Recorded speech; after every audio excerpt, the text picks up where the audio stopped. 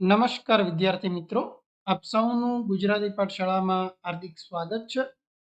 વિદ્યાર્થી મિત્રો, આજે આપણે ધોરણ 7 વિષય વિજ્ઞાનની તારીખ 16/3/2024 ના લેવાનાર જે સામયિક મૂલ્યાંકન કસોટી એટલે કે આપણી એકમ કસોટી એની સંપૂર્ણ પ્રશ્ન બેંકનું આજે આપણે સોલ્યુશન જોવાના છીએ.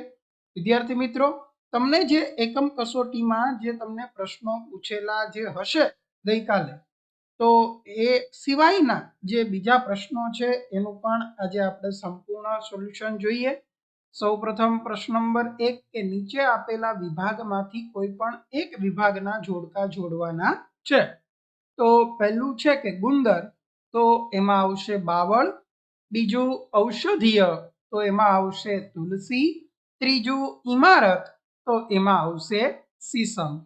ત્યારબાદ વિભાગ 2 તો વિદ્યુત કોષ, તો જે અહીંયા આકૃતિ આપેલી છે આ વિદ્યુત કોષ છે. વિદ્યુત કળ તો અ સાથે જોડવાનું અને વિદ્યુત બલ્બ તો બ સાથે જોડવાનું થશે. ત્યારબાદ વિભાગ 3 અંતર્ગોળ અરીસો, તો કે સ્કૂટરની હેડલાઇટના પરાવર્તકો તરીકે વપરાય છે. ત્યારબાદ બહિર્ગોળ લેન્સ, તો સૂક્ષ્મદર્શક યંત્રમાં વપરાય. બહિર્ગોળ અરીસો, તો કે વાહનોના સાઇડ મિરરમાં વપરાય. ચોથું જોડકું ઉપરનું સ્તર, તો વિશાળ અને ઊંચા વૃક્ષો. વચલો સ્તર, તો કે નાના છોડવાઓ જે ક્ષુપ તરીકે આવે અને નીચલા સ્તરમાં ઊંચું અને નીચું ઘાસ આવશે. ત્યારબાદ પાંચમું સમતલ અરીસો, તો પ્રતિબિંબ ચત્તુ અને વસ્તુના જેટલા જ પરિમાણનું હોય. બહિર્ગોળ અરીસો વસ્તુના પ્રતિબિંબને મોટા વિસ્તારમાં ફેલાવી શકે. અંતર્ગોળ અરીસો, તો કે દાંતનું વિવર્ધિત પ્રતિબિંબ મેળવવા માટે દાંતના ડોક્ટર અંતર્ગોળ અરીસો વાપરે છે. ત્યારબાદ પ્રશ્ન 2 માં નીચેના વિધાનોના વૈજ્ઞાનિક કારણો આપવાના છે. એમાં પહેલું કે જંગલો પર્યાવરણના ફેફસા છે. તો જંગલોમાં લીલા વૃક્ષોની સંખ્યા વધુ છે. લીલા વૃક્ષો દિવસે પ્રકાશ સંશ્લેષણની ક્રિયામાં વાતાવરણમાંનો કાર્બન ડાયોક્સાઇડ વાયુ લઈ પોતાનો ખોરાક બનાવે છે અને ઓક્સિજન વાયુ મુક્ત કરે છે. પ્રાણીઓ શ્વાસમાં આ ઓક્સિજન લે છે, જે ફેફસામાં રુધિરના શુદ્ધિકરણમાં ઉપયોગી બને. આમ જંગલો હવાને શુદ્ધ રાખવામાં અગત્યના હોવાથી જંગલો એ લીલા ફેફસા છે એમ કહેવાય છે. બીજું, જંગલો આપણી જીવાદોરી છે. તો કે જંગલોમાં વિવિધ પ્રકારની વનસ્પતિ અને પ્રાણીઓ હોય છે. જંગલો તેમને કુદરતી રહેઠાણ આપે, આમ જંગલો સજીવ સંપત્તિથી ભરપૂર છે. જંગલો માનવીને ખોરાક, ઘાસચારો, ઇમારતી લાકડું, બળતણ માટેનું લાકડું, જડીબુટ્ટી, ગુંદર, રેઝિન, કાથો, મરી મસાલા, વાંસ, રબર વગેરે પૂરા પાડે. જંગલો વાતાવરણને ઠંડુ રાખે, આજુબાજુના વિસ્તારમાં વરસાદ લાવે છે, ગરમી નિયંત્રણમાં રાખે છે અને ગ્લોબલ વોર્મિંગ અટકાવવામાં મદદરૂપ બને. પોષક દ્રવ્યોના ચક્ર જલચક્રમાં મહત્વનો ભાગ ભજવે છે. જંગલોના વૃક્ષો પ્રકાશ સંશ્લેષણની ક્રિયા દ્વારા કાર્બન ડાયોક્સાઇડ અને ઓક્સિજન વાયુનું સંતુલન કરે છે, હવાને શુદ્ધ કરે છે, વાતાવરણને પ્રદૂષિત થતું અટકાવે છે. આ પરથી કહી શકાય કે જંગલો આપણી જીવાદોરી છે. ત્રીજું, ઔદ્યોગિકરણ એ જંગલોના વિનાશનું કારણ છે. તો ઔદ્યોગિકરણને લીધે ઉદ્યોગોમાં કાચા માલની જરૂર પડે છે અને તે કાચો માલ જંગલોમાંથી આવે છે. આથી જંગલોમાં દબાણ વધે છે. દાખલા તરીકે પેપર બનાવવા લાકડાની જરૂર પડે છે, તે લાકડા જંગલમાંથી આવે છે અને જંગલમાં વૃક્ષો કાપવામાં આવે. આ રીતે જંગલો પર દબાણ વધે અને પરિણામે જંગલનો વિનાશ થાય. આ ઉપરથી કહી શકાય કે ઔદ્યોગિકરણ એ જંગલોના વિનાશનું કારણ છે. ત્યારબાદ પ્રશ્ન નંબર 4, ઘરના વિદ્યુત પરિપથમાં ફ્યુઝ રાખવામાં આવે છે. તો ઘરમાં આપવામાં આવતા વિદ્યુત પ્રવાહની પ્રબળતા કોઈવાર વધી જવાની સંભાવના રહેલી છે. આથી વિદ્યુત સાધનોને નુકસાન થાય. વિદ્યુત પરિપથમાં ફ્યુઝ રાખવાથી વિદ્યુત પ્રવાહની પ્રબળતા વધારે હોય ત્યારે ફ્યુઝનો તાર પીગળી જાય. આથી તરત જ વિદ્યુત પરિપથ ખુલ્લો બને પરિણામે ઘરમાં વિદ્યુત પ્રવાહ આવતો બંધ થઈ જાય અને વિદ્યુતના સાધનો ને તેમજ વિદ્યુત પરિપથને થતું નુકસાન અટકે. આથી ઘરના વિદ્યુત પરિપથમાં ફ્યુઝ રાખવામાં આવે છે. પાંચમો પ્રશ્ન, વિદ્યુત ઇસ્ત્રીમાં નિક્રોમના તારનું ગૂંચળું વપરાય છે. તો નિક્રોમના તારનો વિદ્યુત અવરોધ વધારે છે. આથી તેમાંથી વિદ્યુત પ્રવાહ પસાર કરતા તે સખત ગરમ થઈ જાય છે. આ વિદ્યુત પ્રવાહની ઉષ્મીય અસર છે. નિક્રોમના તાર દ્વારા ઉત્પન્ન થતી ઉષ્મા ખૂબ જ વધારે હોવાથી વિદ્યુત ઇસ્ત્રીમાં નિક્રોમના તારનું ગૂંચળું વપરાય છે. વિદ્યાર્થી મિત્રો, અહીંયા જે છે ખૂબ છે અને અહીંયા તારનું ગૂંચળું વપરાય છે. છઠ્ઠો પ્રશ્ન, વિદ્યુત ઉપકરણોનો કાળજીપૂર્વક ઉપયોગ કરવો જોઈએ. તો વિદ્યુત ઉપકરણોનો કાળજીપૂર્વક ઉપયોગ કરવામાં ન આવે તો કરંટ લાગવાની શક્યતા રહે. કોઈક સંજોગોમાં દાઝી જવાથી કે કરંટ લાગવાથી ગંભીર ઈજા થઈ શકે છે અથવા મૃત્યુ પણ થઈ શકે છે. માટે વિદ્યુત ઉપકરણોનો કાળજીપૂર્વક ઉપયોગ કરવો જોઈએ. સાતમો પ્રશ્ન, વાહનોમાં સાઇડ ગ્લાસ તરીકે બહિર્ગોળ અરીસાનો ઉપયોગ થાય છે. તો બહિર્ગોળ અરીસાની સામે કોઈ પણ અંતરે મૂકેલી વસ્તુનું પ્રતિબિંબ હંમેશા આભાસી ચત્તુ નાનું અને અરીસાની પાછળ નજીકમાં મળે છે. પ્રતિબિંબ રોડનો મોટો વિસ્તાર આવરી લે છે. આથી જોનાર વ્યક્તિની સામે અરીસામાં રોડ પરનો પાછળનો આખો વાહન વ્યવહાર દેખાય. આથી વાહન ચાલક સાઇડ ગ્લાસ તરીકે રાખેલા બહિર્ગોળ અરીસામાં પાછળ આવી રહેલા વાહનોની અવરજવર સ્પષ્ટ રીતે જોઈ શકે છે અને સલામત રીતે વાહન ચલાવી શકે. તેથી વાહનોમાં સાઇડ ગ્લાસ તરીકે બહિર્ગોળ અરીસાનો ઉપયોગ થાય છે. ત્યારબાદ આઠમો પ્રશ્ન, વાહનોના હેડલેમ્પમાં અંતર્ગોળ અરીસાનો ઉપયોગ થાય. તો વાહનોના હેડલાઇટમાં અંતર્ગોળ અરીસાના મધ્ય ભાગમાં ઇલેક્ટ્રિક બલ્બ રાખવામાં આવે છે. તેમાંથી નીકળતા પ્રકાશના કિરણો અરીસા વડે પરાવર્તન પામી સમાંતર ઘણેક દૂર સુધી જાય છે. પરાવર્તિત કિરણો ઘણેક દૂર સુધી જવા છતાં ફેલાઈ જતા નથી. આથી થોડી જગ્યામાં રસ્તા પર તીવ્ર પ્રકાશ દૂર સુધી પડે છે. આને લીધે વાહન ચલાવનારને રાત્રિના અંધારામાં પણ રસ્તા પર દૂર સુધી સ્પષ્ટ દેખાય છે. તેથી વાહનોની હેડલાઇટમાં અંતર્ગોળ અરીસો વપરાય છે. નવમો પ્રશ્ન, પ્રાણીઓની વિવિધતા જંગલની વૃદ્ધિ અને પુનઃવિકાસ માટે જરૂરી છે.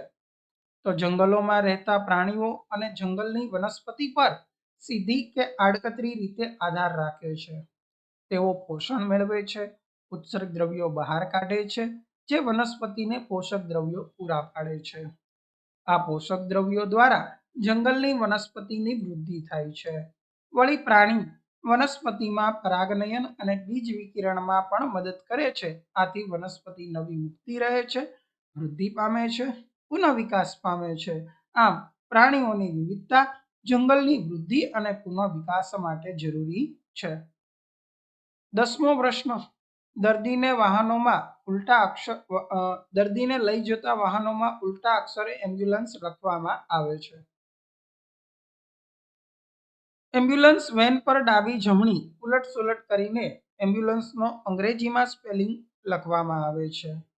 જ્યારે એમ્બ્યુલન્સની આગળના ભાગમાં ગતિ કરતા વાહનોના ડ્રાઈવર તેમના રિયર વ્યૂ મિરરમાં પાછળ આવતી એમ્બ્યુલન્સને જુએ ત્યારે તેને એમ્બ્યુલન્સ સીધો શબ્દ વંચાય છે.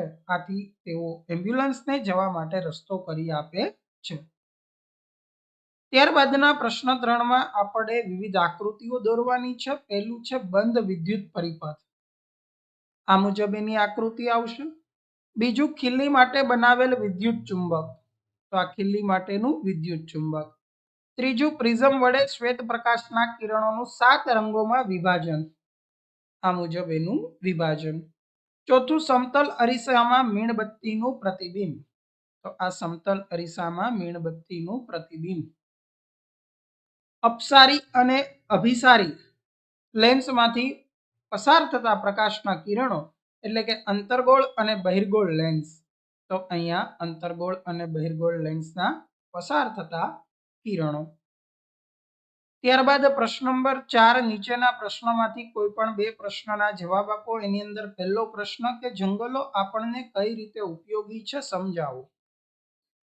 તો જંગલો આપણને અનેક રીતે ઉપયોગી છે. જંગલોમાં વિવિધ પ્રકારની વનસ્પતિ અને પ્રાણીઓ હોય. જંગલો તેમને કુદરતી રહેઠાણ આપે. આમ જંગલો સજીવ સંપત્તિથી ભરપૂર છે. જંગલો માનવીને ખોરાક, ઘાસચારો, ઇમારતી લાકડું, બળતણ માટેનું લાકડું, જડીબુટ્ટી, ગુંદર, રેઝિન, કાથો, મરી મસાલા, વાંસ, રબર વગેરે પૂરા પાડે. ઉપરાંત જંગલો વાતાવરણને ઠંડુ રાખે, આજુબાજુના વિસ્તારમાં વરસાદ લાવે, ગરમી નિયંત્રણમાં રાખે, ગ્લોબલ વોર્મિંગ અટકાવવામાં મદદરૂપ બને, પોષક દ્રવ્યોના ચક્ર અને જલચક્રમાં મહત્વનો ભાગ ભજવે.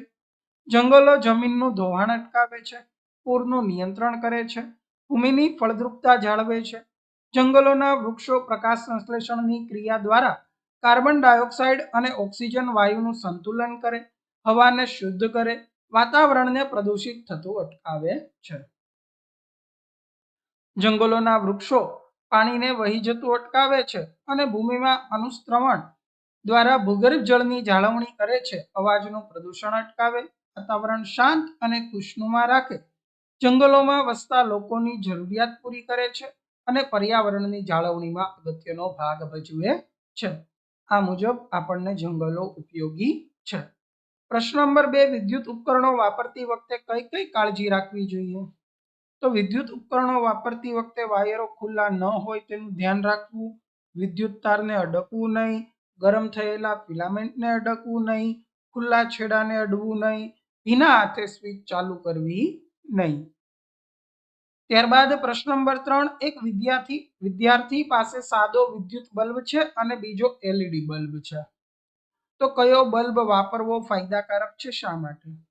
તો એલઈડી બલ્બ વાપરવો ફાયદાકારક છે. પ્રકાશ મેળવવા માટે વિદ્યુત બલ્બ વાપરવામાં આવે છે, પરંતુ તે ઉષ્મા પણ આપે છે. એનો અર્થ એ થાય છે કે વિદ્યુત પ્રવાહનો કેટલોક ભાગ ઉષ્મા ઉત્પન્ન કરવામાં વપરાય છે. આ ઇચ્છનીય નથી, કારણ કે તેનાથી વિદ્યુતનો વ્યય થાય. ફ્લોરોસેન્ટ ટ્યુબલાઇટ્સ અને કોમ્પેક્ટ ફ્લોરોસેન્ટ લેમ્પ્સ એટલે કે વિદ્યુતના વધુ કાર્યક્ષમ પ્રકાશ સ્ત્રોત છે, એટલે કે સીએફએલ. હાલના સમયમાં લાઇટ એમિટિંગ ડાયોડ એટલે કે એલઈડી બલ્બનો ઉપયોગમાં વધારો થયો છે. પ્રકાશની આપેલી તીવ્રતા ઉત્પન્ન કરવા માટે ફ્લોરોસેન્ટ ટ્યુબલાઇટ્સ અને સીએફએલ બલ્બની તુલનામાં એલઈડી બલ્બ વિદ્યુતનો ઓછો વપરાશ કરે છે. આથી એલઈડી બલ્બ વધુ કાર્યક્ષમ હોય છે અને તેથી તેને પસંદ કરવામાં આવે છે. ચોથો પ્રશ્ન બહિર્ગોળ લેન્સનો વ્યવહારમાં ક્યાં ક્યાં ઉપયોગ થાય છે. તો બહિર્ગોળ લેન્સના ઉપયોગો નીચે મુજબ છે. સૂક્ષ્મ વસ્તુઓને મોટી જોવા માટે વપરાતા મેગ્નિફાઇંગ ગ્લાસ તથા સંયુક્ત સૂક્ષ્મદર્શક યંત્ર એટલે કે માઇક્રોસ્કોપમાં બહિર્ગોળ લેન્સનો ઉપયોગ થાય. દૂરની વસ્તુ જોવા માટે ટેલિસ્કોપ અને બાયનોક્યુલરમાં બહિર્ગોળ લેન્સ વપરાય છે. કેમેરા, સિનેમા પ્રોજેક્ટર, ચશ્મા વગેરેમાં બહિર્ગોળ લેન્સ વપરાય છે. પાંચમો પ્રશ્ન આપણી આસપાસ વિદ્યુત પ્રવાહની ઉષ્મીય અસરથી ચાલતા સાધનો કયા કયા છે. તો વિદ્યુત પ્રવાહની ઉષ્મીય અસરથી ચાલતા સાધનોમાં વિદ્યુત હીટર, વિદ્યુત ગોળા, વિદ્યુત ઇસ્ત્રી, વિદ્યુત ચૂલા, ઇલેક્ટ્રિક ઓવન, ટોસ્ટર વગેરેમાં વિદ્યુત પ્રવાહથી ઉત્પન્ન થતી ઉષ્મા જે છે ઉપયોગી છે. છઠ્ઠો પ્રશ્ન બાઇક કે સ્કૂટર તેમજ કારના સાઇડ ગ્લાસ પર object in mirror are closer than they appear શા માટે લખેલું હોય છે. તો સાઇડ ગ્લાસ તરીકે વપરાતા બહિર્ગોળ અરીસામાં આભાસી ચત્તુ નાનું અને અરીસાની પાછળ નજીકમાં પ્રતિબિંબ આપે. આપણા વાહનની પાછળ વાહનની મૂળ સ્થિતિ કરતા નજીક દેખાતા હોવાથી બાઇક, સ્કૂટર તેમજ કારના સાઇડ ગ્લાસ પર object in the mirror are closer than they appear લખેલું હોય છે.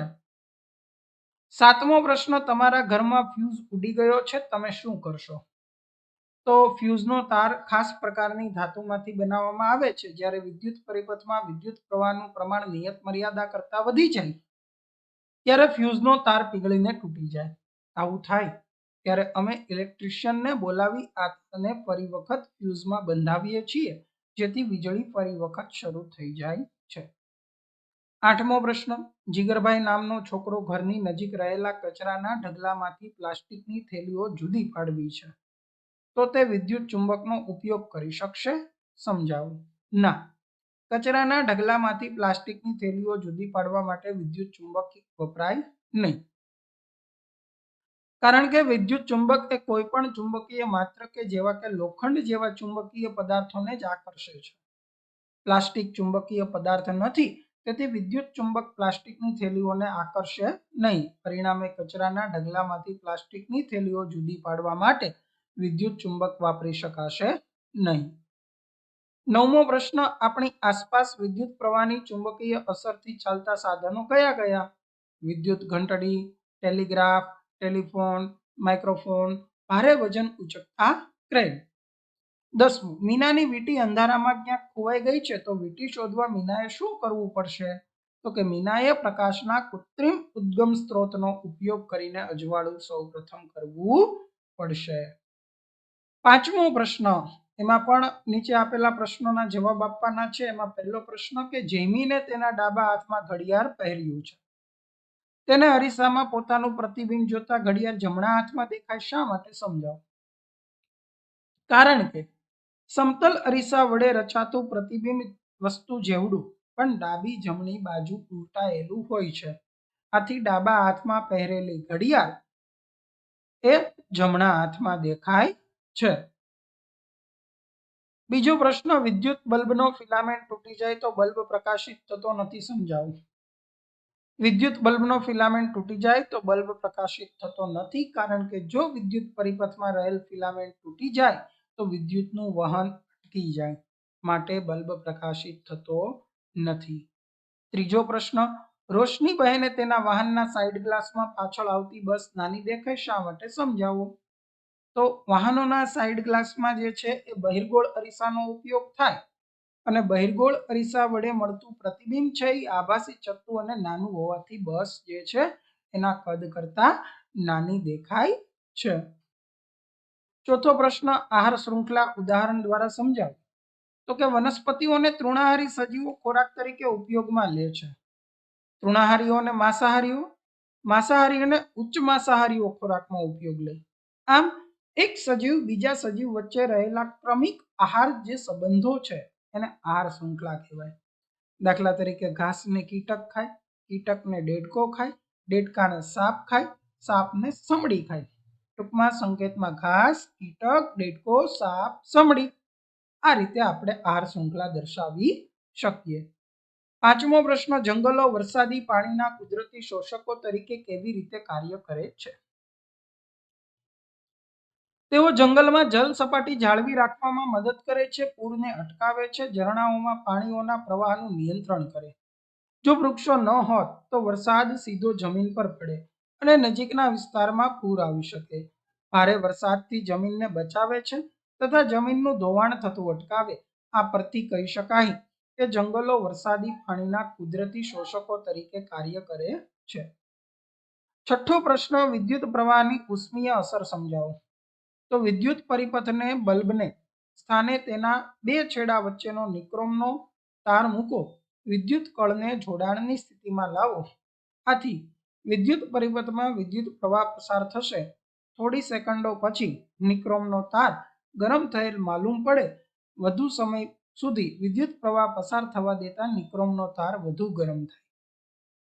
આમ તારમાંથી વિદ્યુત પ્રવાહ પસાર થતો હોય ત્યારે તે ગરમ થાય અને વિદ્યુત પ્રવાહની ઉષ્મીય અસર કહેવાય છે. વિદ્યુત પ્રવાહની ચુંબકીય અસર, તો કે જ્યારે તારમાંથી વિદ્યુત પ્રવાહ પસાર થાય ત્યારે તે ચુંબક તરીકે વર્તે, જે વિદ્યુત પ્રવાહની ચુંબકીય અસર છે. વાસ્તવમાં ચુંબક બનાવવા માટે વિદ્યુત પ્રવાહનો પણ ઉપયોગ કરી શકાય. વિદ્યુત પ્રવાહની ચુંબકીય અસર પર કરતા સાધનો વિદ્યુત ઘંટડી, ટેલિગ્રાફ, ટેલિફોન, માઇક્રોફોન, ભારે વજન ઉચકતા ક્રેન, આ બધા ચુંબકીય અસર ઉપર કાર્ય કરે છે. 8મો પ્રશ્ન, પ્રકાશનું પરાવર્તન એટલે શું? એક ઉદાહરણ આપો. તો કોઈ વસ્તુ પર પ્રકાશ આપાત કરતા વસ્તુની સપાટી પરથી પ્રકાશ પાછા વળવાની જે ઘટનાને પ્રકાશનું પરાવર્તન કહેવાય. દાખલા તરીકે સાદું સૂક્ષ્મદર્શક યંત્ર, માઇક્રોસ્કોપ, ટેલિસ્કોપ, પેરિસ્કોપ, કેલિડોસ્કોપ, ચશ્મા, કેમેરા, વાહનોના સાઇડ ગ્લાસમાં આ પ્રકાશનું પરાવર્તન થતું હોય છે. 9મું પ્રકાશનું વિભાજન એટલે શું? તો કે શ્વેત પ્રકાશનું તેના ઘટક રંગોમાં વિભાજન થવાની ઘટનાને પ્રકાશનું વિભાજન કહેવામાં આવે છે. શૂન્ય અવકાશમાં શ્વેત પ્રકાશના બધા જ ઘટકોના રંગોનો વેગ એક સરખો હોય છે. 10મો પ્રશ્ન, અંતર્ગોળ લેન્સથી રચાતા પ્રતિબિંબની લાક્ષણિકતા જણાવો. તો અંતર્ગોળ લેન્સ વડે મળતું પ્રતિબિંબ હંમેશા આભાસી, ચત્તુ અને પરિમાણની દ્રષ્ટિએ નાનું હોય છે. તો વિદ્યાર્થી મિત્રો, અહીંયા જે માર્ચ મહિનાની 16 તારીખે વિજ્ઞાન વિષયની જે એકમ કસોટી છે એની પ્રશ્ન બેંકનું સંપૂર્ણ સોલ્યુશન અહીંયા પૂર્ણ થાય છે. જો તમને અમારો વિડીયો ગમ્યો હોય તો વિડીયોને લાઈક કરો, ચેનલને સબસ્ક્રાઇબ કરો અને આપના બીજા મિત્રોને આ વિડીયોની લિંક શેર કરો. Thank you for watching.